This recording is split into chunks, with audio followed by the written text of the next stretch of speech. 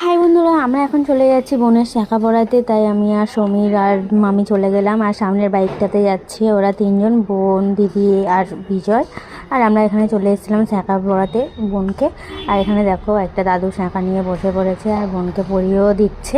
তোমরা হয়তো সবাই বলবে যে দিনের দিন কেন বের করেছো, বাড়িতে তো রাখতে পারতে। বাড়িতে ডাকা হয়েছিল কিন্তু সে এত বড় বড় শাখা এনেছিল যে বোনের পছন্দ হয়নি, আর ওর হাত সাইজে হবেও না। জীবনের প্রথম একটা জিনিস সে গায়ের মধ্যে তুলবে, কিন্তু সেটা সারা জীবন বহন করে নিয়ে যেতে হবে ওকে। তার নিজের পছন্দ মতন না হলে কি চলে? ওর একটাও জিনিস পছন্দ হয়নি, আর লোকটা বললো এছাড়া ওর কাছে আর কোনো অপশানই নেই। সেই জন্য আমাদের বাধ্য হয়ে এই কজন মিলে আমরা চলে এসেছিলাম বোনকে নিয়ে ধোসারহাটে।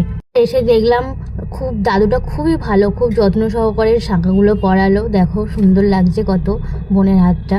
তারপরে যেহেতু মামি গেছিলো, মামি বলছিল নাকি ওর পায়ে একটা আঙুর দেওয়া উচিত বিয়ের সময়। এগুলো আমি জানতাম না, সেগুলো আমরা নিয়ে নিই। তারপর ওখান থেকে চলে গেছিলাম সোনা দোকানে, ওখান থেকে নিয়ে নিয়েছিলাম দুটো আঙুর বোনের জন্য। তারপর বাড়ি চলে এসেছিলাম। তোমাদের ভিডিওটি কেমন লাগলো কমেন্ট করে জানিও। আর যারা যারা আমার চ্যানেলটি নতুন দেখছো তারা প্লিজ সাবস্ক্রাইব করে দিও।